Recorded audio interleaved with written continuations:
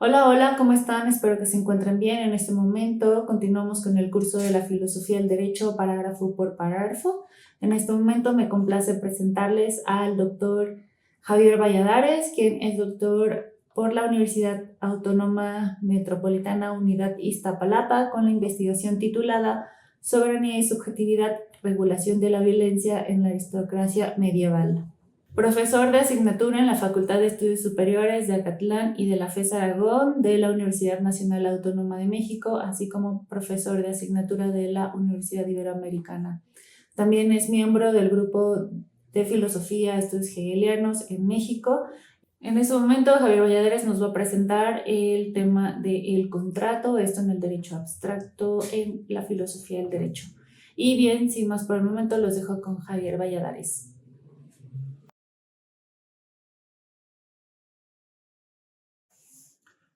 Hola, en este video este parágrafo abre la segunda sección de 3 del derecho abstracto, ¿no?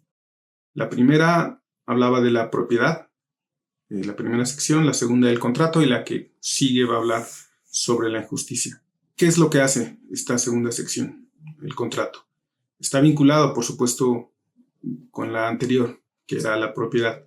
En la propiedad de lo que se trataba era de mostrar cómo la voluntad, digamos, se demostraba libre, no quedándose ensimismada, sino exteriorizándose, ¿no? Poniéndose en el mundo, en un algo. Entonces, esa relación con el algo en el que ponía su voluntad era el de la posesión. Al dar o al poner su voluntad en un algo, tomaba posesión de ese algo. Transformaba ese algo de ser un algo que está ahí nada más y que está ahí como ajeno frente a la voluntad, formaba un vínculo, por así decirlo, porque ponía algo de él mismo en esa cosa, ¿no? Esa relación, digamos, dual, donde solamente está una voluntad y una cosa es la posesión. Pero esa posesión no es propiamente dicha la propiedad, porque la propiedad es algo distinto a la mera posesión, a la mera relación de una voluntad con un algo, con una cosa, sino que la propiedad implica a otra voluntad.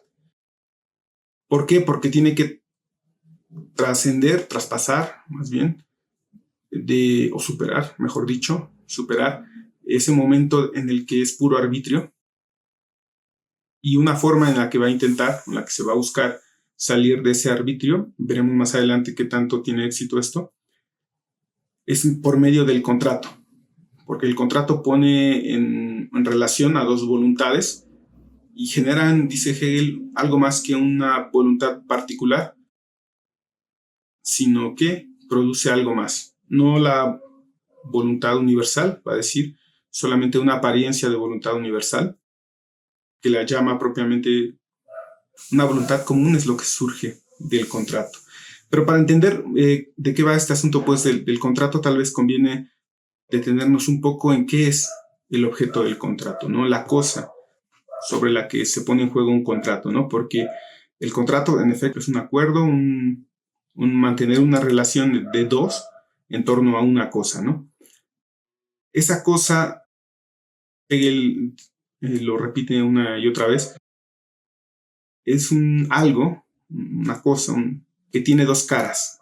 ¿Por qué? Porque ya la voluntad tomó posesión de esa cosa y por eso tiene un lado que es existente, dice, el término que usa es Dasein, y por otro lado tiene en su interior, digamos, porque fue transformada, un momento que es el momento de la voluntad. Digo interior porque Hegel se va a referir en varios momentos usando estos términos, ¿no? Exterioridad e interioridad. Exterioridad como el momento de la existencia e interioridad como el momento en el que esa cosa ya tiene una voluntad puesta, ¿no? Y esto es importante, ¿no? Porque si una cosa de la que una voluntad ha tomado posesión, ya no puede volver a tomarse posesión mientras esté vinculada a esa voluntad, ¿no? Entonces, por eso ya no basta con tomar posesión, sino que es necesario tomar en consideración a la voluntad que ya se puso sobre esa cosa, ¿no? Por eso el contrato es un contrato sobre las posesiones, pero para salir de esa relación que es meramente de posesión y pasar a una relación de propiedad, o para decirlo de otra forma, el contrato consolida o establece propiamente dicho lo que es la propiedad, ya no como una relación entre voluntad y cosa, sino como relación entre dos voluntades en torno a cosa o a cosas, ¿no? A una cosa o a varias cosas, porque veremos que puede estar en juego una y en la forma más elevada o más acabada, un intercambio, ¿no? Que implica dos cosas, ¿no? Entonces, vamos a ver qué es lo que dice propiamente el parágrafo y ver qué más nos introduce Hegel. Acaba de hablar de una contradicción y hay que poner, digamos, atención a qué es lo que está en contradicción en el contrato. Leo, dice el parágrafo 72.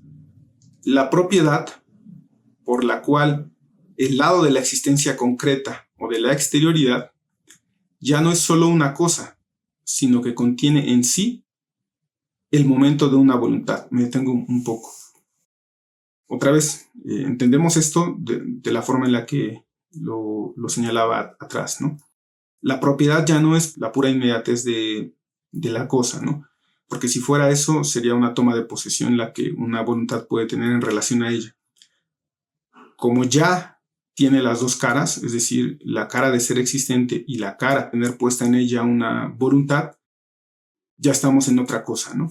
Y por tanto, ya no se puede tratar de una relación entre una voluntad y una cosa, sino que ya hay otra voluntad. Por eso dice después de que tiene en sí o dentro de sí la cosa el momento de una voluntad y entre paréntesis y por tanto de otra, esta, es decir, la propiedad, se establece por medio del contrato. Es decir, solamente por una relación como la del contrato es que se puede establecer propiamente dicha esta relación intersubjetiva en torno a la cosa de la que se es propietario, ¿no? Pero aquí habría que detenernos tal vez un poco más porque cuando hablamos de contrato nos imaginamos que se trata simplemente de una figura, digamos, jurídica, un medio, pero que un medio que se desvanece apenas se firma, ¿no? Para Hegel sería algo más, ¿no? El contrato no es nada más un medio, sino que va a decir es un proceso que da cuenta de la relación y de las complejidades de la relación que hay entre dos propietarios, ¿no? Regreso al parágrafo, después del contrato dice, la propiedad se establece por medio del contrato, dice, como proceso en el que se expone y se media la contradicción. El contrato expresa y media una contradicción. ¿Cuál contradicción? Dice, aquella de que yo soy y permanezco para mí el que es propietario y, dice, el que excluye la otra voluntad, en tanto que yo, en una voluntad idéntica a la otra, dice, dejo de ser propietario. Esta creo que es la parte complicada, pero que se va a ir desarrollando en los siguientes parágrafos, porque es una contradicción y cómo se despliega esa y se expone esa contradicción. ¿Por qué? Porque es contradictorio. Porque en el contrato ocurre que las voluntades dejan de ser propietarios, pero no termina ahí. Dejan de ser propietarios para continuar siendo propietarios. Y soy propietario solamente en la medida en la que lo soy para el otro. Y el otro es propietario solamente en tanto que es o lo es para mí. Otra vez, uno diría, ¿por qué tanto rodeo? Si no hubiese ese rodeo, estaríamos en la pura relación de posesión. Si solamente dijéramos, quedémonos con la inmediatez, ¿no? Aquí está la cosa y yo puse mi voluntad ahí y ya. Si fuera eso, no saldríamos del momento de la posesión. Tenemos que obtener el reconocimiento de ese acto o de ese momento de toma de posesión. Sin ese reconocimiento, esa interioridad que digo que he puesto en la cosa, se puede desvanecer, ¿no? Entonces, por eso es necesario el contrato, porque establece un momento tal vez formal, tal vez sí abstracto, pero ya un momento de intersubjetividad. De hecho, esa es como una de las cosas interesantes de este parágrafo, el hecho de que se introduzca el momento del reconocimiento, ¿no? ¿Cómo se introduce? En esto, en que estén dos voluntades en juego, ¿no? De hecho, podríamos reconocer en una de las notas que introduce Hegel en su edición, en la edición que él tenía, escribe lo siguiente. Esta unidad, es decir, la unidad que implica el contrato, unidad de dos, que se reconocen como libres, recibe existencia como proceso. Es una forma distinta de decir lo que ya expresaba en el cuerpo del parágrafo, pero introduce ese momento. Y no es extrínseco, ¿no? Porque de hecho el momento del reconocimiento ya estaba expresado en el parágrafo anterior al 72, es decir, el que le dedica al tránsito de la propiedad al contrato, ¿no? Parágrafo 31, ¿no? Allí dice, en la observación, el contrato supone que los que participan en él se reconocen como personas y propietarios, puesto que es una relación del espíritu objetivo.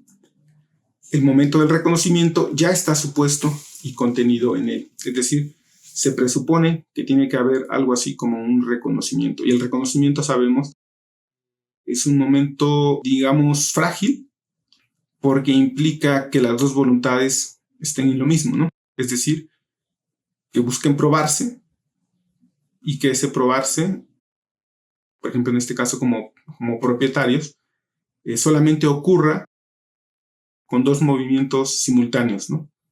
Que yo reconozca al otro como propietario y que el otro me reconozca a mí como propietarios. Solamente si presuponemos eso es que podemos entrar en una relación de contrato, ¿no?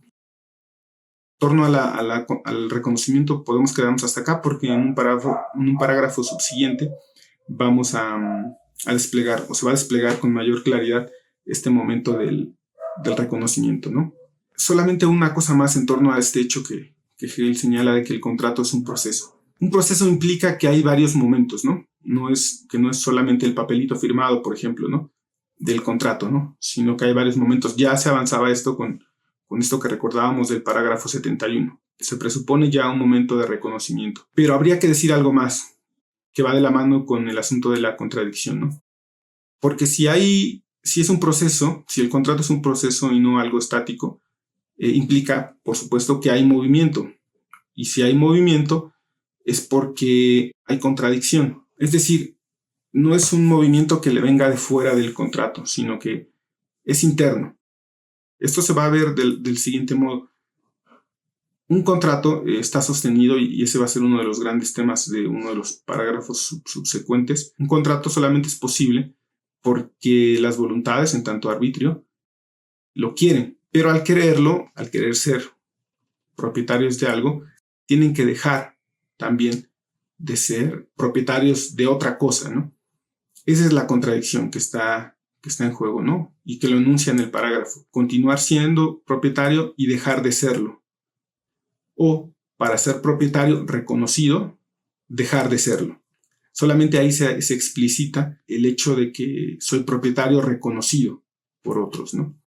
Con esto concluimos entonces este primer parágrafo, ¿no? El parágrafo 72.